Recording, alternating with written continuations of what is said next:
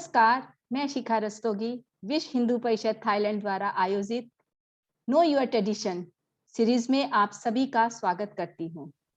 अब तक हमने 4 दिन के नवरात्रि उत्सव का जानकारी ली। अब हम चलते हैं 5वें दिन की तरफ। 5वें दिन हम जानना चाहेंगे पंडित जी से कि 5वें दिन हम मां शक्ति स्वरूपा के कौन से रूप की आराधना करते हैं, उन्हें किस नाम से जानते हैं। चलिए हम जानते हैं पंडित जी से कि मां शक्ति स्वरूपा के 5वें दिन हम किस स्वरूप की आराधना करें। नमस्कार जी।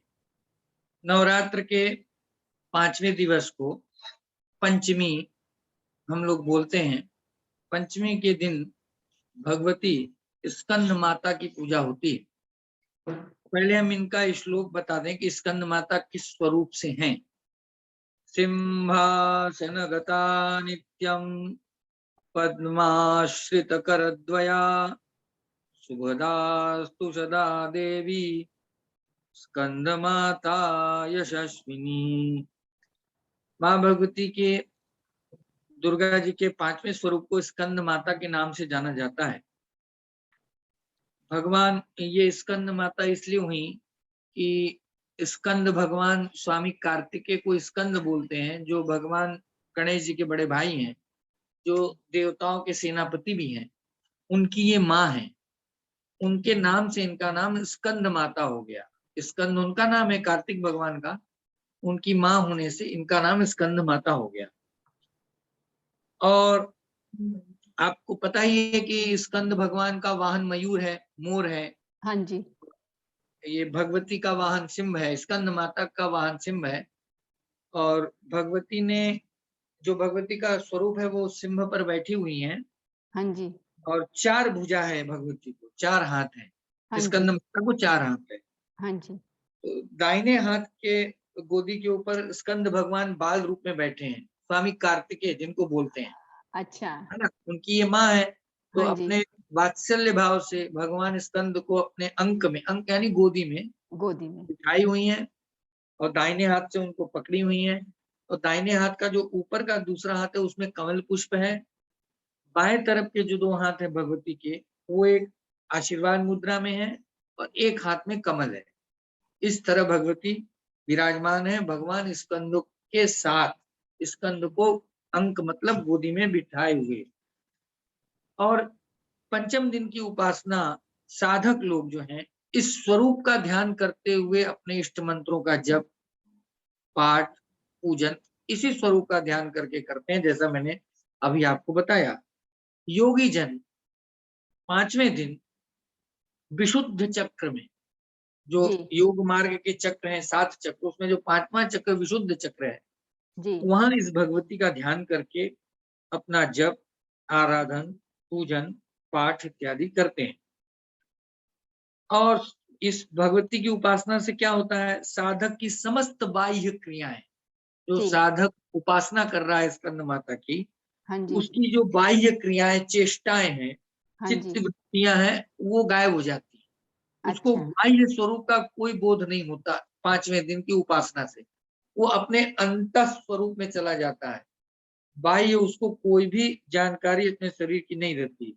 विशुद्ध चैतन्य स्वरूप की ओर वो अग्रसर हो रहा है, क्योंकि चक्रों की उपासना भी चल रही है प्रथम दिन से। तो अब जी। हम 5वें दिन 5वें चक्र पर पहुंच गए, तो हमारी भी स्थिति अब बदल रही है। अब जी। हमारी बाह्य चेष्टा बंद हो रही है, अब हम अंदर चेतना में प्रवेश कर रहे हैं जी। धीरे धीरे, हाँ चक्रों जी। के हिसाब से। इसको भी नहीं भूलना है हमें, हाँ हमें जी। चक्रों को भी साथ लेके चलना है। क्यों? हाँ जी। देखिए, ये जो हम पूजा कर रहे हैं, बाह्य पूजा, माला, फूल, धूप, दीप, मंत्र, ये बाह्य पूजा है। हाँ जी। आंतरिक पूजा तो मुख्य है, जो हम ध्यानस्थ होके करते हैं अपने चक्रों में। जी। इसी को श्रेष्ठ पूजा शास्त्रों ने कहा है। जी। बाह्य पूजा की उतनी प्रशंसा नहीं है। बाह्य पूजा आंतरिक पूजा में प्रवेश करने का माध्यम है। अच्छा जी। असली पूजा तो आंतरिक पूजा है, जो आप ध्यानस्थ होके करते हैं।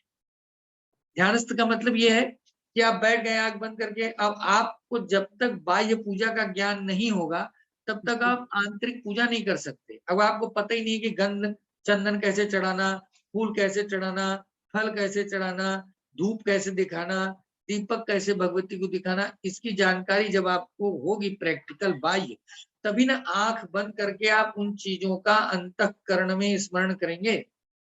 तो पूजा पंडित जी, क्या अगर हमारे पास में ये सामग्री नहीं है जो हम हाँ, है ना भगवान को चढ़ाते हैं, क्योंकि हम जैसे थाईलैंड में रहते हैं, जी तो जी। हमारे पास ये सामग्री नहीं, तो क्या हम है ना मनो से इच्छा से जैसे हम चाहते हैं तो उसको मन में श्रद्धा रख के हम कर सकते हैं मन वाचन से? अवश्य कर सकते हैं। मानसिक, इसको बोलते हैं शास्त्र में मानसिक पूजा। जी मानसिक पूजा की बहुत प्रशंसा है शास्त्र में। जी शास्त्र कहता है कि पहले बाह्य पूजा से सीख जाओ। अगर तुम 10 मिनट शांत भाव से बैठ के ये सारी प्रक्रिया ध्यान में करोगे, तो जी बाह्य पूजा से अनंत फल तुम्हें मानसिक पूजा में मिलेगा। क्या जी। अनंत फल मिलेगा? हाँ जी। फल ये मिलेगा कि सबसे पहली बात ये होगी कि आपकी एकाग्रता बढ़ेगी। हाँ जी। आप सबसे पहले जब ध्यानस्थ होके पूजन करेंगे, तो आपका ध्यान वही चंदन, अक्षत, धूप, दीप, नैवेद्य, फल पे ही जाएगा। जी बाहर सड़कों पे नहीं जाएगा, गाड़ी पे नहीं जाएगा, टीवी पे नहीं जाएगा। तो आपकी एकाग्रता अंदर डेवलप हो, इसीलिए आचार्यों ने मानसिक पूजा को विशेष बल दिया है। जी, अब बहुत यहाँ बढ़िया। साधक लोग क्या कर रहे हैं? देखिए, नवरात्र के संग बाह्य पूजा भी शास्त्रकार ने जोड़ा है और आंतरिक पूजा भी जोड़ी है, क्योंकि चक्रों की बात ये हर दिन कर रहे हैं। हाँ जी। अगर इसको बाह्य पूजा ही महत्व होती, तो ये चक्रों की बात नहीं करते। हमें जी कुछ अपने विचारशील दिमाग से भी चिंतन करना चाहिए कि कहना क्या चाह रहे हैं।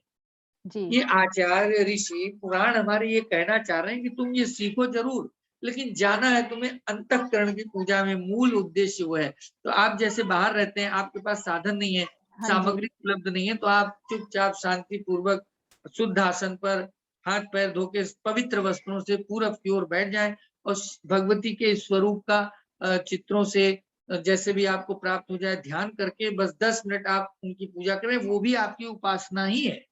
जी, बहुत बढ़िया। एक दर्शक का सवाल है पंडित जी, वो कह जी रहे हैं कि माँ को पद्मासन देवी क्यों कहा जाता है? हाँ, देखिए पद्मासन हमारे यहाँ जो है वो ध्यान मुद्रा में उसका बड़ा महत्व है। एक सिद्धासन होता है, हाँ जी। एक पद्मासन होता है। हाँ ये जी। दो ही आसनों से आराधना जप का क्रम है। जी। और किसी आसनों से जप के क्रम की बात हमारे शास्त्रों में नहीं कही। आसन तो योग में बहुत है, हाँ जी। लेकिन और आसनों पे आप जप नहीं कर सकते। क्यों? कि जप करने में आपका मेरुदंड सीधा होना चाहिए। मेरुदंड वो जो पीछे की हड्डी होती है, हाँ जी। ठीक है ना? हाँ वो जी। और नाभि ये पूरी स्ट्रेट होनी चाहिए। तब वो इडा पिंगला जो नाड़ियां योग में बोली जाती हैं, श्वास प्रश्वास, वो तभी होगा जब आप पद्मासन पे बैठेंगे या सिद्धासन पे बैठेंगे। और किसी आसन पे ये चीज नहीं सामान्य होगी। इसीलिए हमारे शास्त्र में ऋषियों ने, आचार्यों ने कहा कि आप पद्मासन लगाएं या सिद्धासन लगाएं। यही कारण है, क्योंकि आपके शरीर की ये स्थिति एकदम स्ट्रेट होनी चाहिए, कहीं से टेढ़ी मेढ़ी नहीं होनी चाहिए। जी। इस जी। कारण से ये बात बताई गई है। आसनों के बारे में विशेष चर्चा है हमारे यहाँ। कैसा आसन होना चाहिए? तो पहले बताया सुखासनम, ये सूत्र है आसन के बारे में। सुखासनम मतलब आपको बैठने में जिस आसन पे सुख महसूस हो। अब आप किसी ऐसे आसन पे बैठ गए जो आपको काटने लगे, कोई तकलीफ देने लगे। जी, पंडित जी, एक दर्शक पूछ रहे हैं, साधक को माता की उपासना में विशेष ध्यान क्यों देना चाहिए? हाँ, क्योंकि देखिए माता की जो उपासना है ये शक्ति उपासना है, एनर्जी की उपासना है। हाँ जी।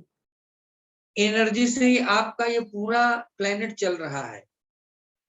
जी। हमारे शरीर में भी वो एनर्जी ही काम कर रही है जिससे हम आपसे बात कर रहे हैं, जी। सारी सांसारिक क्रियाएं कर रहे हैं। जी। तो जब हम तो भगवती का जो भी स्वरूप है, चित्रघंटा, ब्रह्मचारिणी, शैलपुत्री, स्कंद माता, जो भी, ये जी। सब भगवती शक्ति का स्वरूप है। शक्ति माने अंग्रेजी में हम उसे एनर्जी बोल सकते हैं, ताकत। हाँ जी। तो जब आप किसी ताकत के सन्निकट हो तो बहुत सावधान रहना चाहिए। जैसे आपको एक छोटा उदाहरण समझाएं, जी। बिजली का बोल्ट रहता है, वहां 440 वोल्ट लिखा रहता है, खतरा लिखा रहता है। क्यों लिखा रहता है? उसका क्योंकि कारण ये है कि अगर आप उस विज्ञान को नहीं जानते और आपने उसको छू दिया, तो जी, आप कष्ट पाएंगे, हानि पाएंगे, पाएंगे ना? बिल्कुल, बिल्कुल, इसी तरह बिल्कुल। से शक्ति उपासना में यदि आप बहुत सावधान नहीं रहे, जी। आपने बहुत अच्छे तरह से नहीं किया। सावधान का मतलब नियम व्यवस्था जो उसकी हाँ शास्त्रों जी, उससे विपरीत आप करेंगे तो वो एनर्जी आपके लिए लाभ न करके नुकसान करने वाली हो जाएगी। इसीलिए शक्ति उपासना में बहुत सावधानी का जिक्र हर पग-पग पे हमारे ऋषि आचार्यों ने कहा है कि आप सावधान रहिए, क्योंकि आप और किसी एनर्जी से अटैच कर रहे हैं। जी, जी, बिल्कुल, बिल्कुल। तो इस दिन भी है ना पंडित जी कोई ऐसा मंत्र है या ऐसी कोई भगवान को भोग लगाने की व्यवस्था है जो जी, विशेष है इसमें? जी। हाँ, तो पहले हम लोग भोग के बारे में चर्चा कर लें हाँ कि जी, भगवती को 5वें दिन हम क्या भोग लगाते हैं। हाँ जी, तो एक तो सामान्य पूजन जो हम करते आ रहे हैं, गंध, अक्षत, धूप, दीप, नैवेद्य, फल-फूल वो तो रहेगा ही रहेगा। जी, पंचमी तिथि के बारे में देवी भागवत में जो वर्णन है तिथियों के हिसाब से, उसमें बताया गया है कि इस दिन 5वें दिन भगवती को हाँ जी, कदली, कदली यानी केला, केला। केले का भोग लगाएँ, केला ही दान करें और भगवती को अर्पण करें। अब देखिए, हम 5वें दिन की पूजा पर आ गए। हाँ जी, हम फिर एक बार रिपीट करना चाहेंगे जो दर्शक नहीं हाँ सुन जी, सके पहले दिन का क्रम, बिल्कुल, उनको थोड़ा बिल्कुल। ज्ञात हो जाए कि पहले दिन हाँ, भोग लगाने से हमने क्या पाया। तो व्याप पहले है। दिन के भोग से हमने पाया था आरोग्य, निरोग, हाँ जी, आरोग्य पाया था, ठीक हाँ है जी। जी, दूसरे दिन से हमने भोग लगाने से दीर्घजीवी दीर्घायु, पाया, हाँ, हाँ जी, दीर्घायु पाया। तीसरे दिन हमने सभी दुखों को दूर हो गए दुःख, हमारे, हाँ जी, हाँ जी। चौथे दिन हमारी सारी बाधाएँ दूर हो गई, बाधाएँ दूर हो गई। हाँ जी, आज भोग अब लगाने 5, से, जो-जो हाँ, पदार्थ हमने बताए थे। हाँ, हाँ जी, हाँ जी, अब 5वें दिन हम भगवती को कदली माने केला भोग लगा रहे हैं, इससे हमें क्या प्राप्त होगा?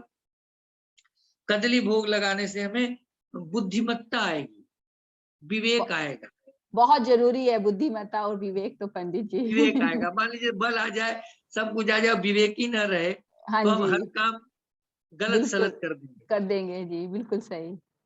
तो बहुत इस बढ़िया। दिन हाँ जी, जी। जी। हाँ, हाँ। तो पंडित जी इस दिन का कोई विशेष मंत्र? हाँ, मंत्र जैसा मैंने बताया, वो सप्तश्लोकी में 7 श्लोक हैं, उसमें से कोई भी एक मंत्र ले सकते हैं, सातों ले सकते हैं। तो हाँ अभी जी, तक के क्रम में इस दिन का मंत्र आ रहा है जो सर्वमंगल मांगल्ये शिवे सर्वार्थ साधिके शरण्ये त्र्यंबके गौरी नारायणी नमोस्तुते। ये तो एक सर्व सामान्य के लिए है। हाँ जी, साधक जो लोग हैं उनकी जो गुरु परंपरा से जो मंत्र उन्हें प्राप्त है वो उसी को जपें। जी। बहुत उस बढ़िया पंडित जी, आपका बहुत-बहुत धन्यवाद। जी, आपने इतनी अच्छी जानकारी दी, मुझे लगता है दर्शक लोग भी इससे लाभान्वित हो रहे हैं और वो भी अपनी नवरात्रि के अंदर जो हमने 4 दिन की पूजा और आज 5वाँ दिन है, जो 5वें दिन की पूजा हमने बताई, वो ज़रूर इसको अपनाएँगे और इसी के आधार पर वो पूजा करेंगे। तो बने रहिए दर्शक मेरे साथ इसी समय, इसी मंच पर। हम फिर कल मिलेंगे आपको एक नए दिन की, नए दिवस की शुरुआत के साथ। नमस्ते, नमस्ते, धन्यवाद। नमस्कार, नमस्कार, नमस्कार।